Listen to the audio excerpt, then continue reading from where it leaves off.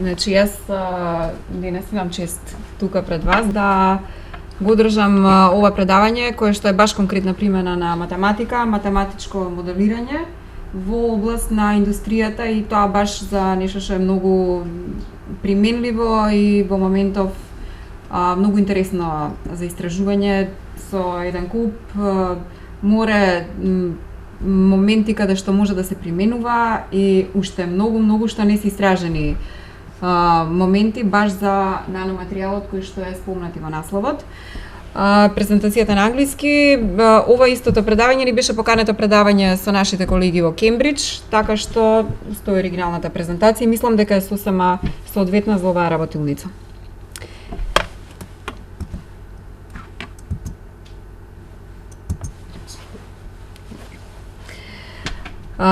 Добро, бидејќи се работи за графен и за математички модел кој што се занимава нешто околу графенот, јас можам да ви кажам неколку збора за тој наноматеријал, бидејќи можеби ако ви стане појасно што е тоа, со поголем интерес ќе следите за што зборувам и со појасно ќе ви биде. Значи, графен е јаглеродна структура, прво тоа е битно, значи 100% јаглеродна структура, со тоа што кога ние сме биле нашата генерација во училишта, јаглеродни структури сме се сретнале со две алотропски модификации на јаглерод, графит и диамант. Значи тие две беа долги години спомнувани по учебниците. Од 90 и некоја, после 95-та година, почнавме да учиме и за трета алотропска модификација на јаглерод, тоа беа наноцевките, кои што се исто така наноматеријал и во 2000, да кажем, четврта беше откриен овој графен што ќе ви објаснам малку поубаво за него, за што и доби Нобелова награда тој што го откри во изолирана состојба во 2010 година Нобелова награда за физика. Значи, за што се работи? Значи, прво, вие сите знаете што е графит, нели диамант е диамант, графит е графит, јаглерод. Графитот како структура е слоевит, значи има слоеви. Еден поединачен слој од графитот е всушност графен. Значи тоа е, можете така да го дефинирате. Со други зборови, графенот има една атомска дебелина.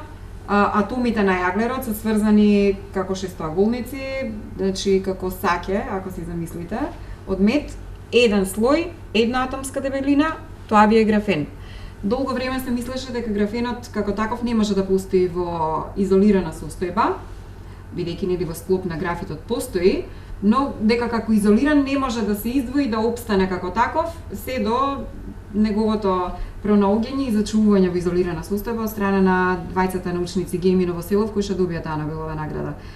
Тие успеале да го изолираат со помош на селотейп, ајде да кажам, одлепување. Звучи едноставно, не било го толку едноставно, ама од прилика тоа е приказната. Сега зошто е интересен графенот? Ке речете графенот во состав на графитот веќе постои, што ќе ни е сам, не е исто. Значи графитот има едни својства, од прилика ги знаеме кои се тие својства, а графенот има сосема други својства. Значи графенот, една од поинтересните особини да ги спомнам, прво бидејќи една атомска дебелина, како се сврзани молекулите, тој е речиси сосема транспарентен, помалку од 3% од светлината ја абсорбира, значи нормално, бидејќи толку тенок ние не можеме да го видиме кога е во еден слој. Понатака има подобри спроводнички својства од металите што се најдобри спроводници на електрична енергија, а и не само на тоа, туку и исто така и за топлина. Понатаму, до сега се знаело дека диамантот е најцврст елемент, нели како алотропска модификација на јаглерод. Графенот се смета дека е нешто поцврст од диамантот, со тоа што е доста флексибилен.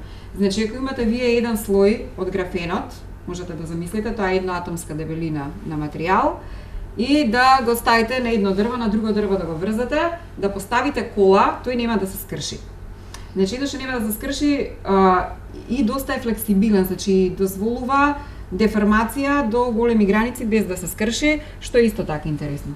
Понатаму е многу добар сензор, се користи, например, меѓу другите примени, во медицината како дел од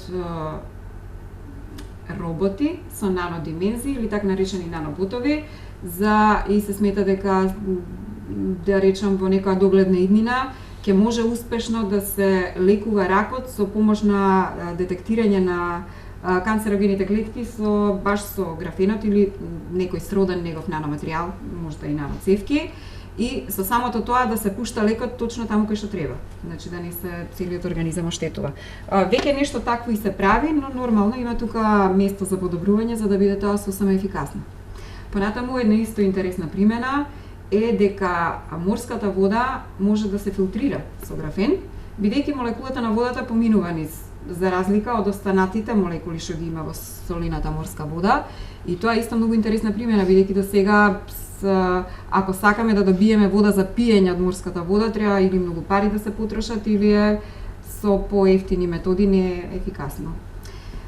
Понатаму нешто што преска спомнав, се очекува во многу скоро време да се полнат мобилните телефони или било кој други електронски уреди од 1 до 5 секунди, од сосема празни до сосема полни, со примена на графен во мониторите, во екраните за мобилните телефони, например, ќе се избегне можноста од нивно кршење на било каков начин да пробаме да ги скршиме, нема можеме да ги скршиме, дури можеби ќе може да си ги слиткаме во ролна, да си ги носиме во джеп, например. Има многу други примени, значи, ете нешто што исто е, да кажам, за очекување е да се употребува како некој слој од графен да се стави за да може да биде отпорен на куршуми, тие лети што се носат од страна на луѓето кои што работат во безбедност. Друго нешто интересно, го спомнав тоа со моите колеги што го работат за мерење на pH во океаните, со тоа што се користи полимер со графен, за да може лесно да се измери и да бидат поприфатливи во смисла дека се помали, поевтини и најмалку еднакво ефикасни. Сега, што е, до кога е графен, кога е графит? Значи, графенот е еден од тие 2D материјали во две димензии и сега, ако има два слоја, нели еден слој графен, идеален графен, два слоја е се уште графен, чии што својства значително се разликуваат од оние кај што ги има еднослојниот графен, опаѓаат нормално и секој од тие еднослоен графен, двослоен графен, трослоен графен, четворослоен графен е материјал сам за себе вреден за проучување и се проучува дури секој сам за себе. Еден слој многу менува, веќе над 10 слоја кај графенот се смета дека до толку паѓаат особините што веќе можеме да го сметаме и за графит. Значи над 10 слоја не ни се интересни таквите графени. Сега, она што е ова предавање што го покажува и што сме го направиле е еден модел кој што прецизно пресметува број на слоеви кај графен. Значи до сега било можно да се пресмета слојот, да се процени бројот на слоеви, да кажам со плюс минус 1 до 2 слоја, што е прифатливо, но не е доволно прецизно, а овде кај нас е направено тоа да биде до, да кажам, сигурно не плюс минус 1 слој, ама например до прва децимала. Така што, еве сега ќе ви објаснам зашто се работи понатаму. Значи во 3 дела го поделив ова предавање, за да биде по-јасно. Во првиот дел ќе забележиме некои методи кои што се XRD, некој ме праша една што е тоа XRD, X-ray diffraction, односно рентгенска дифракција, и тоа е како вид на метода која што се користи не само за пресметување на бројот на слоеви кај графен, туку и кај било кој друг слоевит материјал. Ќе ги разгледаме тие два метода во првиот дел, ќе ги споредиме, ќе најдеме недостатоци и предности од секој и така натаму. Од секој дел поединечно имам извадени заклучоци, така да и од првиот дел. Во вториот дел има еден од методите што се во првиот дел спомнати, е поконкретно раскажан за повеќе примероци од графен кои што се, морам да кажам, добиени кај нас во нашите лаборатории на Технолошко-металуршкиот факултет, и мислам дека до сега и само кај нас има некој добиено графен. Во Македонија друг нема, значи до сега е. И ние всушност со ова две работи сме направиле. го добиваме методот за пресметување број на слоеви и со самото тоа сме извршиле дел од карактеризацијата на графенот што сме го добиле, што исто така многу битно, да знаеме со каков материјал располагаме. Во вториот дел, каде што е подробно раскажан едниот XRD метод, се користи уште еден метод кој што е контролен метод, заради тоа што да знаеме кај се наоѓаме и дали сме на прав пат. Тоа е методот на C пикот позиција во Раман спектроскопија што се јавува и е, да кажам, еден од понови методи, бидејќи до многу скоро Раман, значи апаратите што прават Раман спектроскопии биле во недостаток на некои филтри кои што не можат на мала фреквенција да убаво ги покажат пиковите, значи се неупотребливи тие резултати. И во третиот дел е она што е нашиот најголем придонес овде, тоа е така наречен зајакнат модел за пресметување на бројот на слоеви кај графен, кој што го користи едноставниот овде наречен едноставниот модел, но е со дополнителни модификации за да може да биде прецизен. Овде на слайдот можете да видите од мојата десна страна некои типични XRD пикови, тие се викаат 002 заради местото на кое што се наоѓаат, пикови добиени со XRD мерења. На десната страна се од графени кои што се добиени во водени раствори, а на левата страна се типични XRD 002 пикови од графени добиени во растопени соли. Значи ќе повторам уште еднаш, и двата метода и двата типа на графен се добиени кај нас во лабораториите на ТМФ Скопје. Некои од овие пикови, може би сите, не сум сигурна, ќе видат понатака во слайдовите, ќе видите дека се анализирани во однос на бројот на слоеви. Ова е, ние го нарековме, едноставен модел за пресметување или за проценка на број на слоеви, бидејќи не може да се каже дека е прецизен баш во сите случаи, но ајде да кажам дека е прифатлив и дека може со него па горе-доле да знаеме каде се наоѓаме во однос на бројот на слоеви кај графените. Како што можете да видите, тоа ви е формулата. Некои од параметрите што се внатре вградени во формулата се објаснети. Еве да кажам нешто, например, битно е растојанието помеѓу слоевите, кое, бидејќи сега збориме за графен, нели? Кое е растојанието помеѓу рамнините? Сега, помеѓу рамнините си има конкретно растојание, на тоа може малку да варира, а тоа мало варирање дава некакви релативно големи промени во крајниот резултат. Понатака, што користиме? Го користиме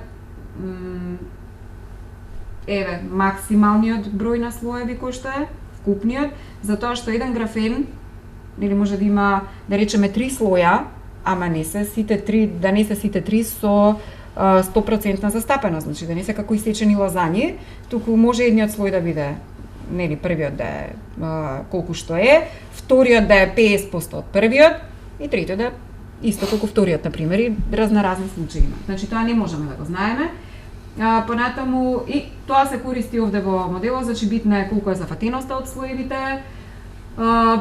Имате и некои други параметри, нормално брановата должина на зракот и тој структурен фактор што го кажуваме, па понатака атомски расејувачки фактор кој што според податоците во литературата знаеме колку и како варира за конкретните услови кои што ние сме ги користеле. На оваа слика, значи намерно сум ја направила за да можете да видите што подразбирам под зафатеност, а што подразбирам под покриеност. Значи под зафатеност од слои, еве например гледате зелената, втората линија. Зафатеност ви е од целиот втор слој. Значи колку што е целата зелена линија гледате. А додека покриеност е само делот кој што го има двослоен графен. Значи, колкав дел е двослоен графен и само двослоен. Вие кога ќе видите овдека цела една линија, нели мора да има втор слој за да има над него трет. Ама само во овој дел имаме двослоен графен. Навака веќе има и други слоеви. Значи, ова ви е покриеност, ова ви е зафатеност од слоеви. Овде е битно дека работиме во проценти, така е читливо и просечниот број на слоеви после можеме да го пресметаме врз основа на формулата што ја гледате долу. Овде на сликата можеме да видиме теоретски добиени XRD пикови со помош на овој едноставен модел и тоа конкретно, значи имате пода за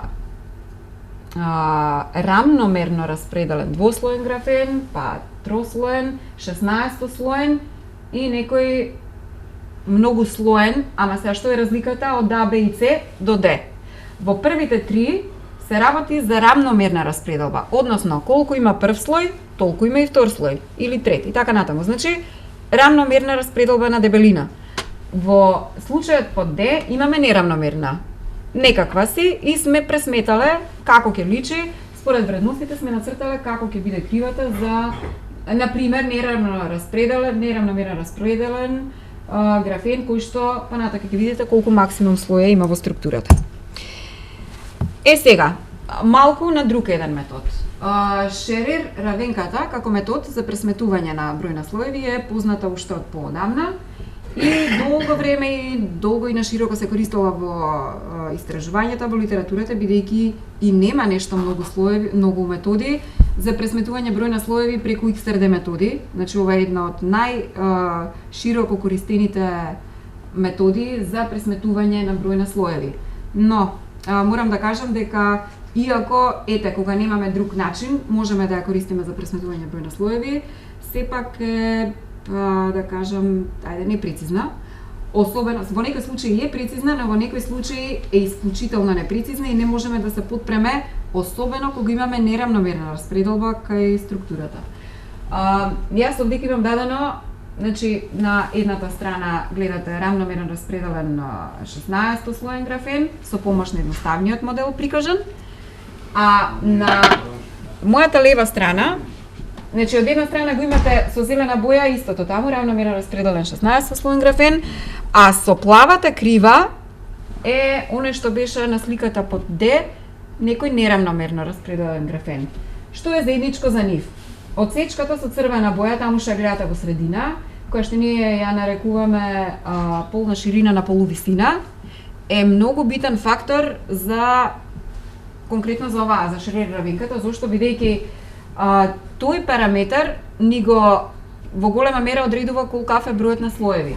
И сега според оваа слика испаѓа дека зелената и плавата линија се одраз на структура која што би имала еднаков број слоеви. Значи кога земеме по равенката на Шерер да пресметуваме. Што не е така. Овде гледаме, значи според едноставниот модел сме добиле дека зелената линија е одраз на 16-слоен графен, рековме рамномерно распределен во дебелината, а со плавата линија е многу слоен графен кој што просечно има 3,3 слоја во структурата. И сега, кога би пресметувале по равенката на Шерер, заради тој еднаков момент на полувисина, односно полна ширина на полувисина, ќе испаѓа дека ќе имаат еднаков број на слоеви. Што гледаме сега кој е, ова или тоа е. Овде се намерно дадени двата метода за да може да ги споредиме. Кои два метода? Значи едноставниот модел и равенка на Шерер. Можеме да видиме дека бројот на слоеви е даден во последните две колони, според Шерер ви е во предпоследна, според едноставниот модел во последна колона. Што забележуваме? За А, Б и С се релативно, па може да кажеме и доста усагласени резултатите. Значи и вака и така прифатливи резултати бидејќи се тука негде. Но во последниот дел за под Д драстично се разликуваат. Што е работата? Работата е што првите три се рамномерно распределени во структурата, во дебелината, а последниот не е. И сега вие ќе кажете, да, врз основа на еден може ли да заклучиме? Не може врз основа на еден, ова е само прикажано вака, инаку важи и за многу уште други. Овие заклучоци негде успат ги спомнав, дека може и двата метода да ги користиме кога имаме рамномерна распределба на дебелината, но кога не знаеме дали има рамномерна распределба или не, тогаш може подобро да го користиме едноставниот модел, иако е посложен за пресметување. Понатаму, ајде да видиме сега за едноставниот модел малку поконкретно. Значи, уште еднаш ќе кажам, пресметувано е бројот на слоеви кај графени кои што се добиени на два начина. Во секој случај се по пат на електролиза во водени раствори и електролиза во високотемпературна електролиза во растопени соли. Уште веднаш да кажам, значи со вториот метод на добивање на графени е добиен графен кој што е со поголем квалитет, но зависно што ни треба и каде ни треба, и под број 1 може да добиеме, се случило да има графен кој што има можеби малку слоеви, но да кажам ајде поголеми дефекти во структурата. Ние овдека се задржуваме само на пресметување број на слоеви. Можете да видите како сме ги означиле. Ако е GMS тоа значи дека е molten salt, ако е GA aqueous electrolytes, значи водени раствори. Прво, еве графенот GMS е 1. На фотографиите може да видите тем фотографии, значи со таква микроскопија за графените што се добиени со, значи конкретно овој графен што е добиен со растопени соли. Дури можете да видите, значи тие што се како чаршафи, тоа ви е уствари графенот што е добиен кај нас, и нормално каде е потранспарентен, таму е бројот на слоеви помал, а каде што е понепрозирен, значи таму е бројот на слоеви поголем. Што ни укажува дека сигурно не е со рамномерна структура на дебелината, значи негде ваму, негде вака, негде така, но по друга страна се гледа дека и релативно може да кажеме дека е со недефектна структура, што и покажуваат и други некои мерења. Овде долу, значи што може да видите на сликава? Со зелена боја се прикажани експерименталните резултати од XRD мерењата, додека со темна црвена боја се резултатите од моделот 1. Значи гледаме дека овде има доста големо поклопување и после ќе кажам и зошто може овде да имаме поклопување, што нас ни одговара, нели можеме да донесеме добри заклучоци и прецизни заклучоци и да се потпреме на нив.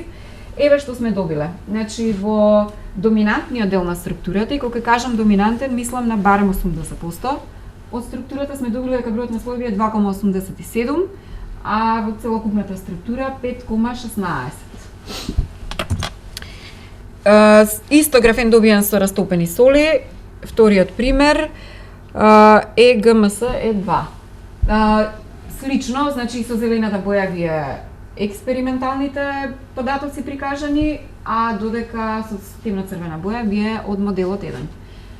Има, да кажам, прифатливо поклопување и коефициент на корелација, и она што е интересно е исто дека во доминантниот дел на структурата се добива мал број на слоеви, 2,4. Например, овде за споредба е спомнато дека според равенката на Шерер е 27,7, например, тој број на слоеви, што апсолутно одскокнува, но затоа ние користиме овдека контролен метод кој што е CEPIC метода и кој што се смета дека е најпрецизен доколку може да се фати тој CEPIC, но сепак е друга метода за разлика од XRD. Сега, ние во Македонија колку рамен спектроскоп имаме, тоа е дискутабилно, и колку се тие, па да кажам, современи, затоа што ако не се, тогаш и не ни можеме да го фатиме овој CEPIC. Добро, како и да е, значи за овој графен е добиен CEPIC-от. CEPIC-от се јавува помеѓу 32 и 43 максимум сантиметри на минус прва. Овде можеме да забележиме дека нели сепак темно-црвената и зелената крива да се поклопуваат, но сепак има и некое разидување.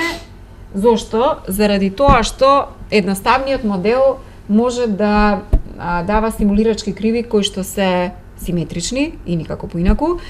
И сега тоа е проблем. Пиковите што се добиваат експериментално со XRD метода се може да бидат генерално високо асиметрични. Кај високо асиметрични пикови апсолутно не можеме да го примениме модел 1 и тука се уствари големиот проблем. Ако се пиковите симетрични, тогаш да, можеме слободно, но ако не се, и тоа дури овој пак е релативно симетричен пик. Значи има некои што се стварно многу асиметрични. Ова е со водени раствори. Еве имаме еден асиметричен пик, можете да видите повторно со зелена боја. и темно-црвена е бада ова, да. Сега, има релативно поклопување 0,92 коефициент на корелација и имаме некакви резултати. Значи во доминантната структура 2,57, според ЦЕПИК методата 2,22.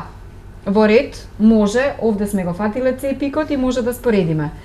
Од равенката на Шерер сме добиле 15,3, што отскокнува повторно од сите други начини на пресметување или проценка на пикот, на бројот на слоеви. И овде, слична приказна, во водени раствори добиен XRD пик, 3,53 модел 1 и 3,46 ЦЕПИК. Така да, прифатлив резултат.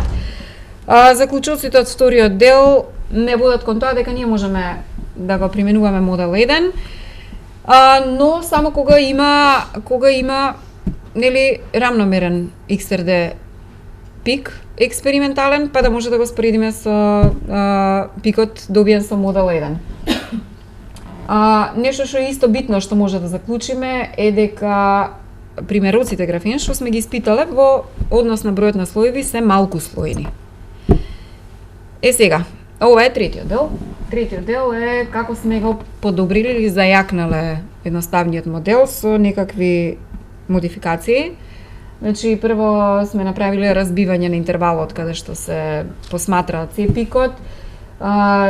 Сме вовеле уште некој параметар, односно вклучуваме поголем број на симулирачки криви, онолку колку што ни е неопходно за да биде прифатлив коефициентот на корелација кај високо асиметрични пикови.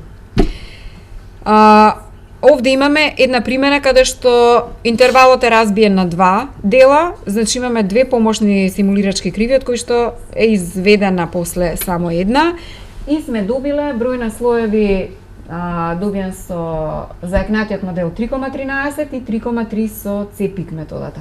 Што е значи добро.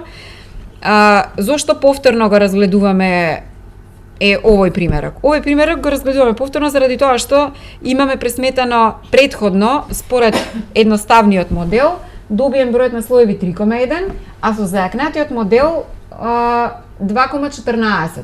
Ние бројот на слоеви во доминантната структура. Според ЦЕПИК методата добиваме 2,13 и гледаме дека е поблиску до зајакнатиот модел отколку до едноставниот модел.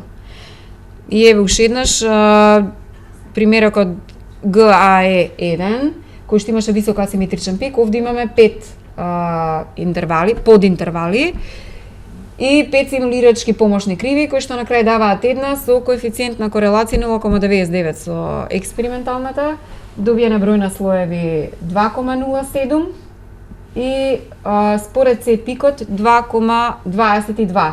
Предходно пресметаниот број на слоеви со едноставниот модел беше 2,57 и гледаме дека е поблиску до овој модел отколку до едноставниот модел.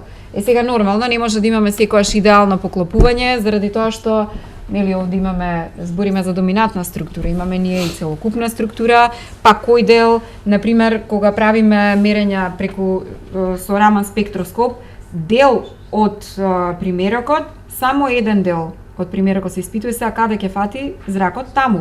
Со XRD методата, па напротив, целиот примерок се испитува бидејќи шета зракот или шета примерокот, зависно како е решено.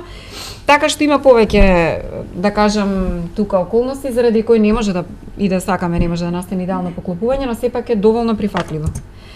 Овде имаме некои примери на теоретски добиени и експериментално добиени, ова се се наши графени. И можеме да видиме значи како изгледаат експерименталните криви наспроти теоретски добиените криви со нашиот зајакнат модел. Коефициентите на корелација ги гледате подолго табелата. Ги имате за некои од нив за кои што сме успеале да добиеме ЦЕПИКови се прикажани и таму кај што е тоа направено можеме да споредиме значи бројот на слоеви. Во ова колона. Бројот на слоеви добиен со помош на XRD, значи нашиот зајакнат модел, со помош на ЦЕПИКот од Раман спектроскопија. Овие две се добиваат врз основа на бројот на слоеви, тоа е висината на примерокот, нормално, колку има повеќе слоеви, толку е повисок примерокот. Така што, на пример, еве овие два овие две колони само ако ги споредиме, значи со плаво осенчени, можеме да заклучиме дека каде што сме го успеале да го добиеме цепикот, забележуваме дека има големо поклопување, значи голема усогласеност, што дури и на вистина е, па да речам, шокантна. Стварно има големо поклопување, додека ако, значи, ова и ова, да речеме, исто ни кажува со тоа што ова ни е број на слоеви, ова е висина на примерокот. Додека ако земеме според Равенка на Шерер, ако пресметуваме висина на примерокот, ако го споредиме со претходните две колони, гледаме дека има, значи, на вистина големо отстапување. За разлика од цепик методот и заекнатиот модел, ова да кажам дека може и дури да кажеме дека е тотално неупотребливо, и тоа е посебно затоа што на вистина нашите примероци имаат нерамномерна дебелина. И конечно, нели заклучуците од последниот дел се тие што ги кажав. Гледаме дека заекнатиот модел е во одлично согласено со другите методи што постојат и повторно покажуваат дека секој примерок беше малку слоен, што е испитан. Можеме да резимираме дека на вистина нашиот заекнат модел е некој што на кој што може да се потпреме кога се работи за прецизност и да кажам резултати кои што се на вистина така, суштински се така, и уште еднаш дека примероците се малку слојни. Ви благодарам на вниманието. Ова е тимот со кој што заедно работиме.